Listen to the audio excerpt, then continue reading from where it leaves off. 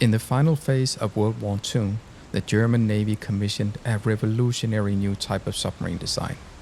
A design so innovative that it was used as inspiration and adaptation in navies worldwide in the decades following World War II. Despite this significant part in history of submarine designs, only one example remains today, and it's located in Bremerhaven, Germany. Welcome to a walkthrough of the Wilhelm Bauer.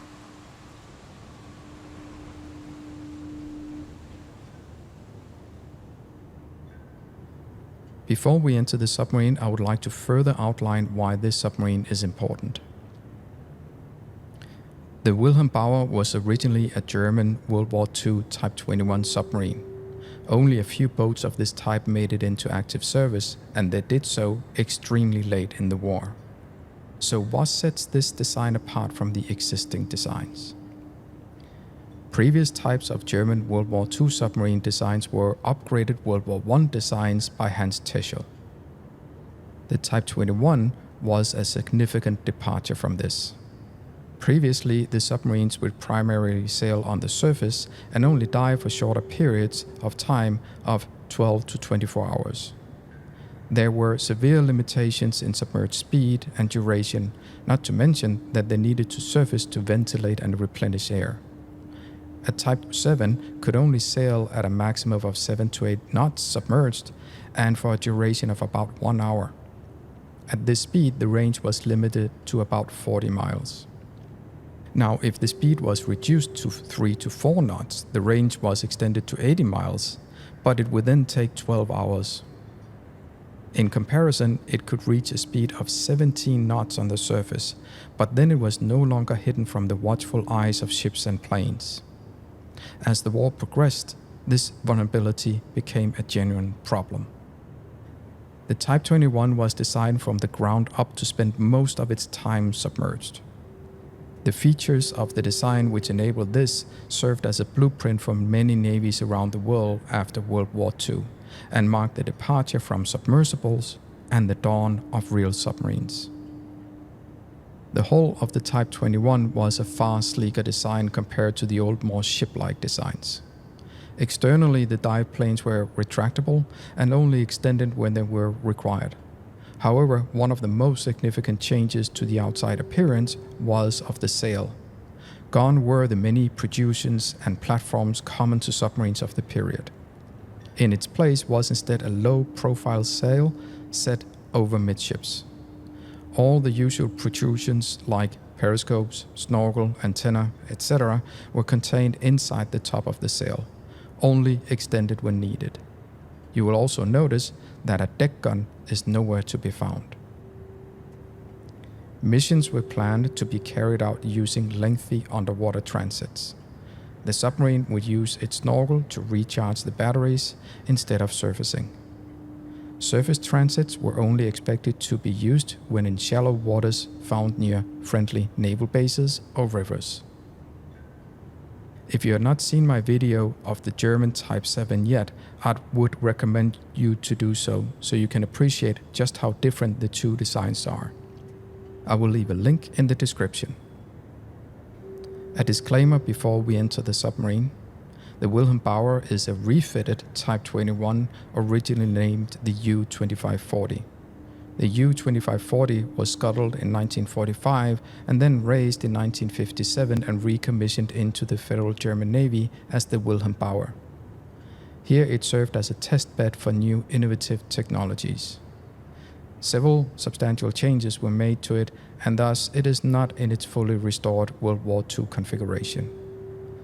During the video, I will make call-outs stating if what you're seeing is newer or it is in its original World War II configuration.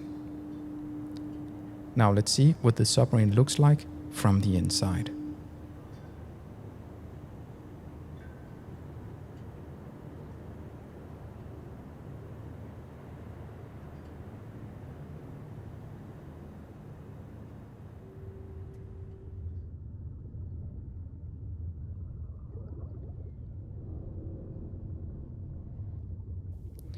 These are the 4 torpedo tubes of the Wilhelm Bauer, and the top 2 are the original design of the Type XXI.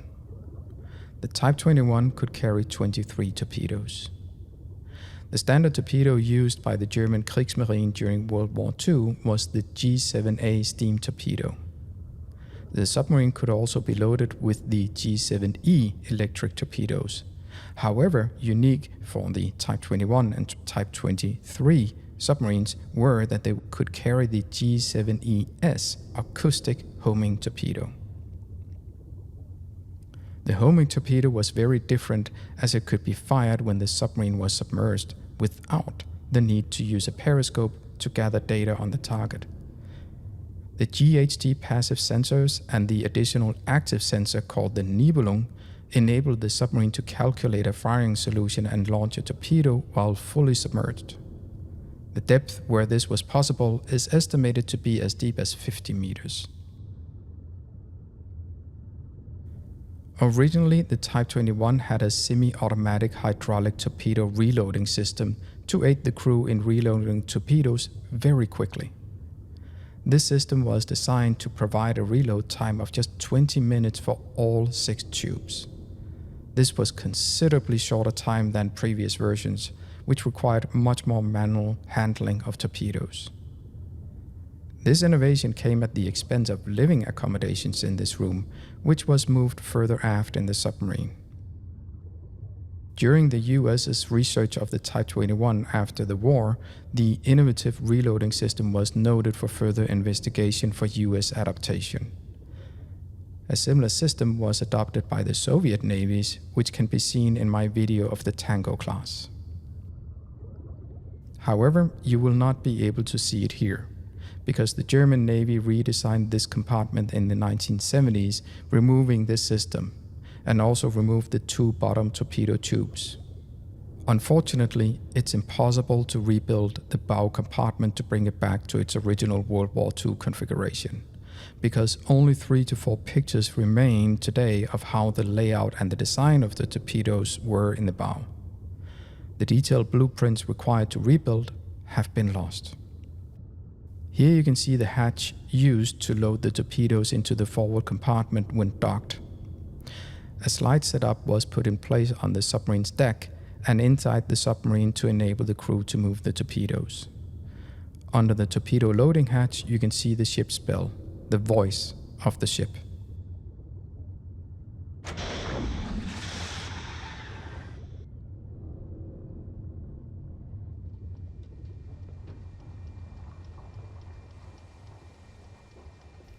This area is the place where most of the changes were made during the refit after the submarine was raised in 1957.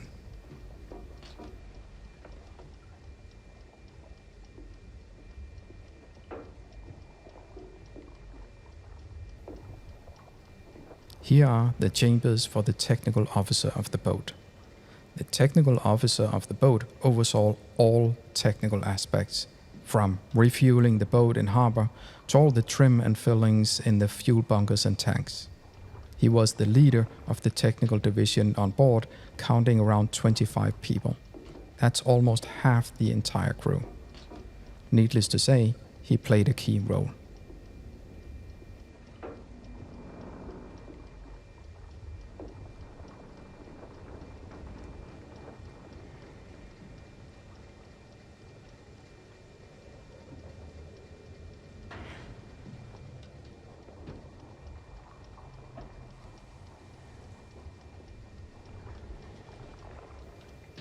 This is the officers' mess, still in its World War II condition.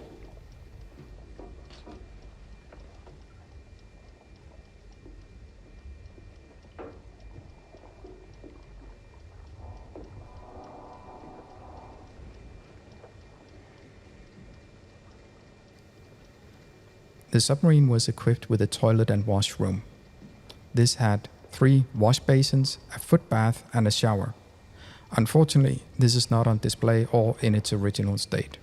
However, if you have watched my video of the U2540 Type XXI, you will appreciate just how big an upgrade this was. Here, you can see the officers' quarters. The officers' quarters are still largely in condition as it was in World War II. After the submarine was raised in 1957, the interior was refurbished.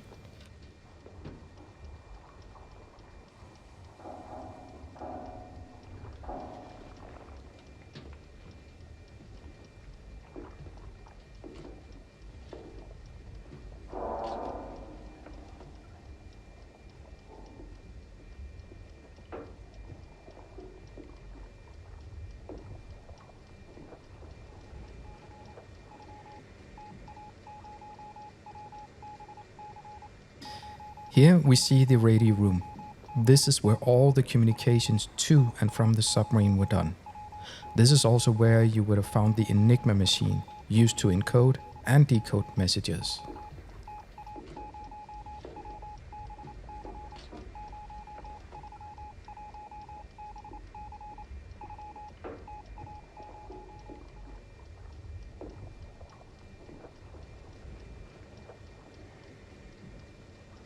This entire room was used for location and sensing research. Remember, the Wilhelm Bauer served as a testbed for new, innovative technologies. Below, you can glimpse the significant amount of space used for the two levels of batteries. The batteries were stored throughout compartment A to compartment B. Where we stand now, the batteries take up 2/3 of the height of the submarine.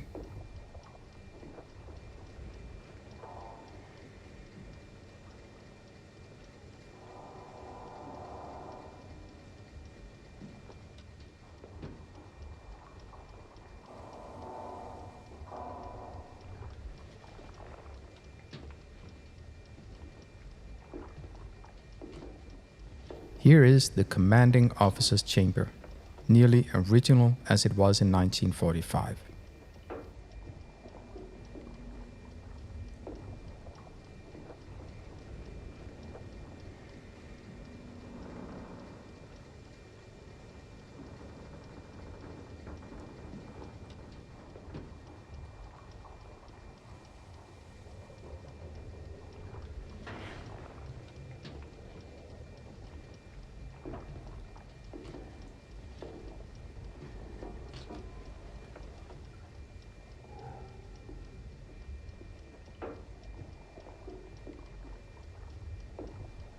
This is the control room, and it's the beating heart of any submarine. This room has remained almost unchanged, so it is presented in its original configuration. The depth control, rudder control, pump valves, trim controls, and other technical equipment are original.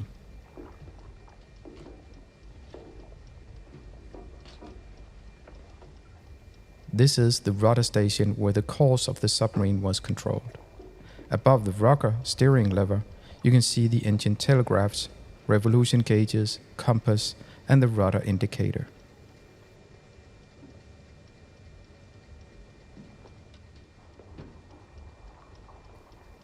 This is the hydroplane station, where the left was used for the forward hydroplanes and the right was used for the aft hydroplanes.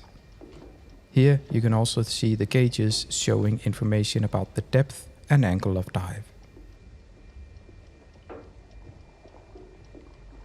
Here the petty officer would manage the submarine's buoyancy by controlling the pressure tanks and bunker. He could, for example, increase buoyancy by removing water from the tanks with the use of compressed air. It's also from here the ballast tanks could be blown to surface the boat. All green and red valves are air valves. The technical officer would be in charge of operations here.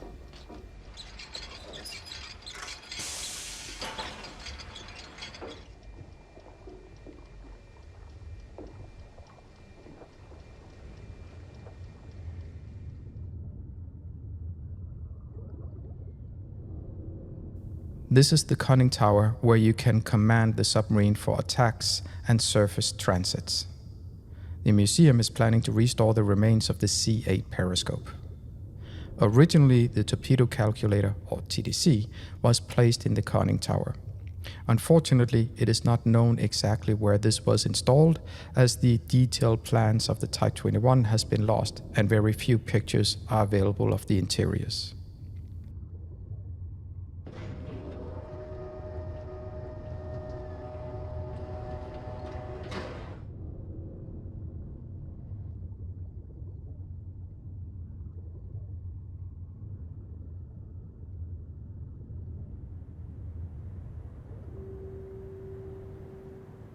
This is the bridge of the submarine, and it was rebuilt during 2020 to 2021 to restore how it appeared in World War II. It was used for officer of the watch and lookouts during surface transits. In the bridge, the AA guns are also installed. The flak turrets were built as 2 cm M44U flak turrets based on the land version called flak C38. 3 crew members were working in each turret, 1 gunner and 2 crewmen responsible for reloading ammunitions. The turrets were operated by hydraulics from the boat's hydraulic system. If the hydraulics failed, the turrets could be operated by hand. Aim was done using crosshairs or oculus. In total, 11 men occupied the bridge during surface transit, which resulted in a much longer dive time compared to, for example, the Type 7. But this was accepted for several reasons. Firstly, the submarine was only expected to perform surface travel when near home bases. Secondly, the bridge offered a much higher degree of protection for the crews.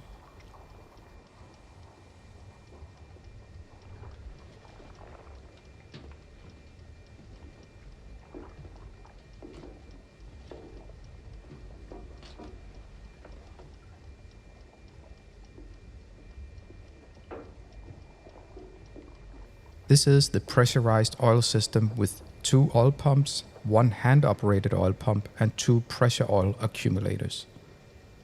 This system does not only power the hydraulics for the hydroplanes and the rudder, but it is also powering the hydraulics required for the equipment on the bridge, like periscopes and snorkel.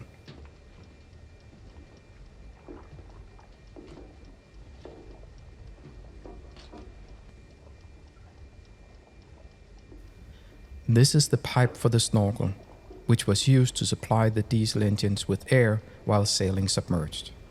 As mentioned in the introduction, this was a crucial part of the design, enabling the submarine to recharge its batteries using diesel engines while staying hidden from patrolling aircraft and ships. This is the chart table where they would plan and plot the course.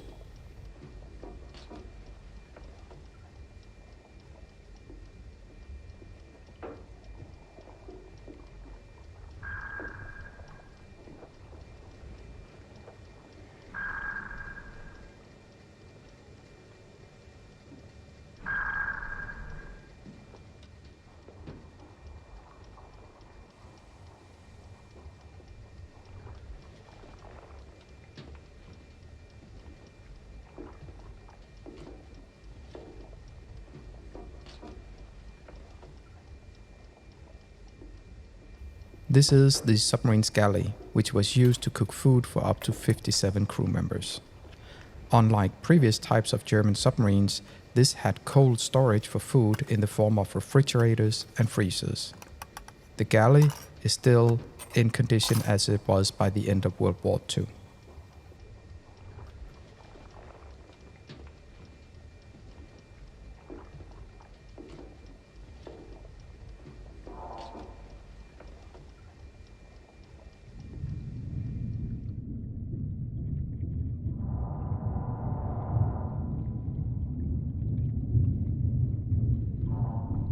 The pump room under the control room was staffed at sea with 2 petty officers.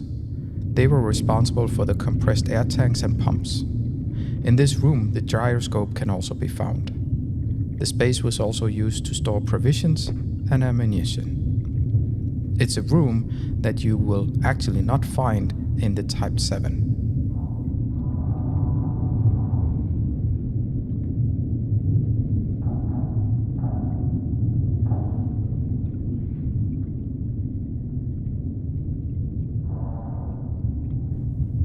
The crew accommodations on board a Type 21 submarine were hugely different compared to the Type 7. The submarine offered a significant increase in comfort for the crew.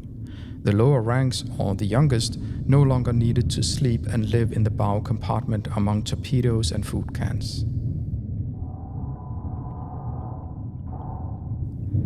In the bow torpedo compartment, there was an area where bridge crews could dry their clothes when their duty was complete. As the submarine was designed to cater for both Arctic and subtropical conditions, it was possible to keep the conditions dry and warm throughout the entire submarine.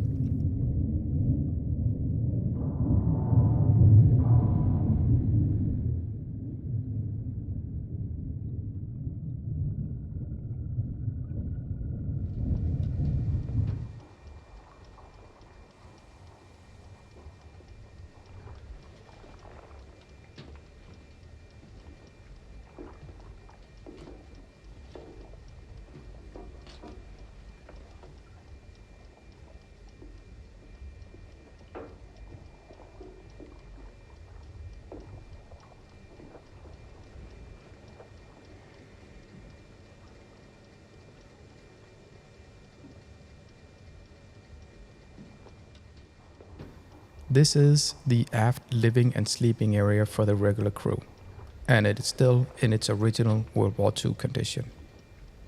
A total number of berths was 42, including one hammock in the petty officer's best room. The submarine's total complement was 57 men, and only 10 had to share a hot bunk. Most of them were the youngest crew members on board the submarine.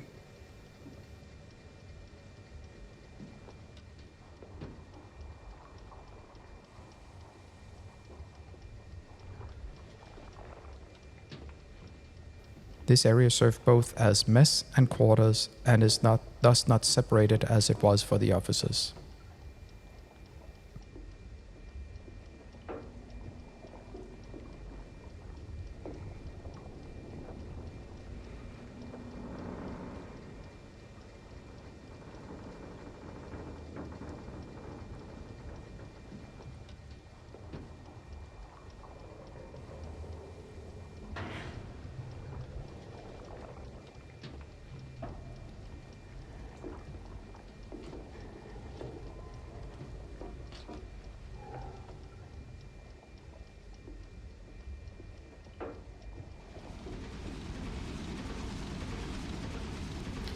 In this compartment we find the diesel engines.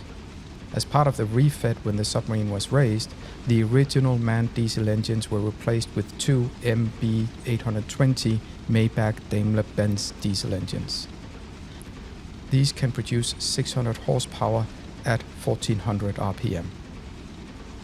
Both are connected to a 450 kilowatt BBC generator. Incidentally, these are the same type of diesel engines as found on the German Type 207, which I also have a video on. Originally, the diesel engines were connected to the propeller shafts along with the electric motors and creeping motors using a clutch system. In this more modern setup you see here, only the electric motors are connected to the propeller shafts, and the diesel engine's sole purpose is to generate electricity via generators.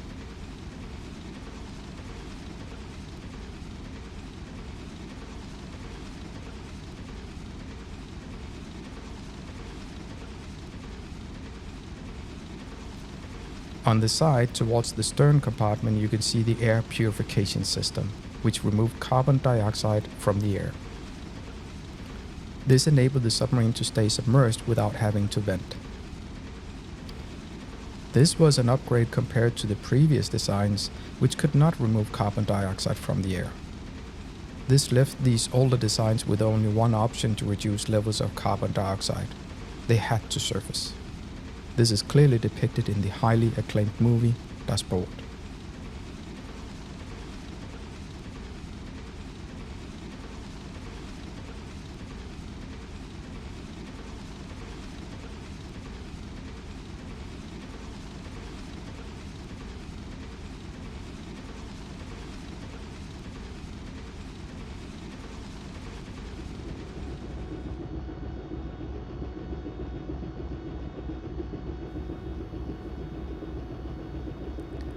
This is the electrical compartment, which stands unchanged since the war ended.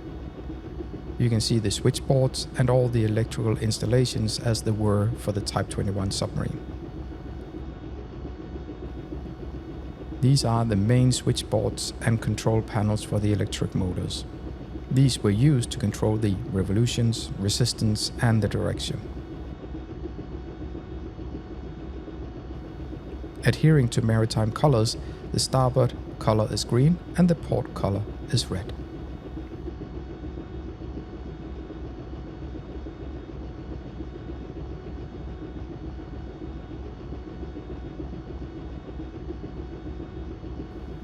These are the diesel engine's monitor panels.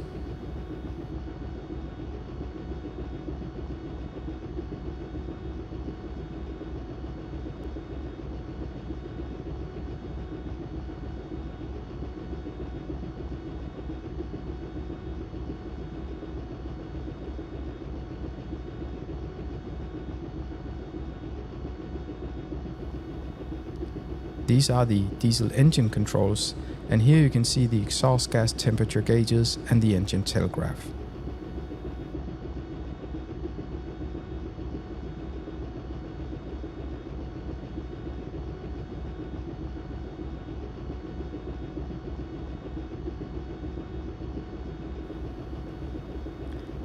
These are the silent running or creeper electric motors.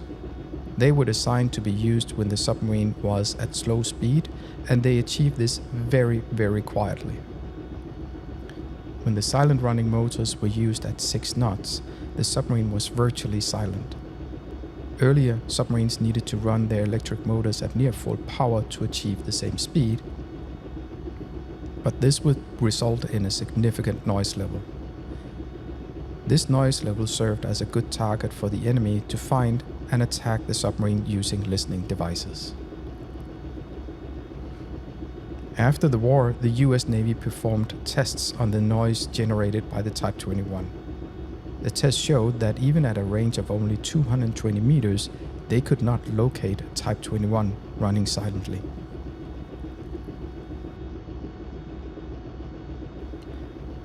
Here you can see one of the electric motors.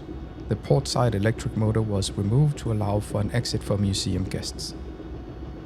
The submarine was fitted with 2 Siemens Schubert GU2540 main electric motors, also called Hertha engine. The electric motors were designed to generate a top speed of 15.6 knots on the surface and 17.2 knots while submerged. The Type 21 submarine was the first German submarine in production designed for higher submerged speed compared to surface speed. After the submarine was salvaged in 1957, both electric motors were restored, rebuilt by Siemens in Berlin, and put back on the Wilhelm Bauer. The original range of the electric motors and batteries allowed for 110 miles at 10 knots. Or 365 miles at 5 knots.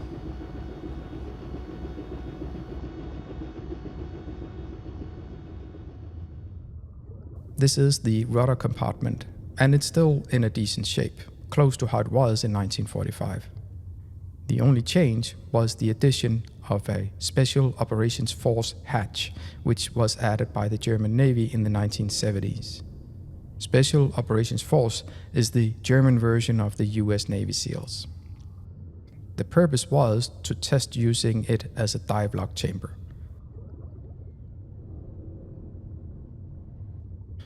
There's also a decoy deployment device, which was a new feature added to the Type 21. These were not available in the previous designs.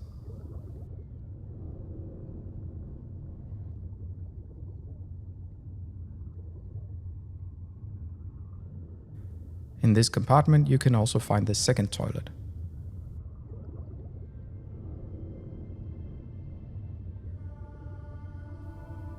And on that note, I would like to say thank you for watching, and if you think I did a good job, please hit that like button and subscribe for more content.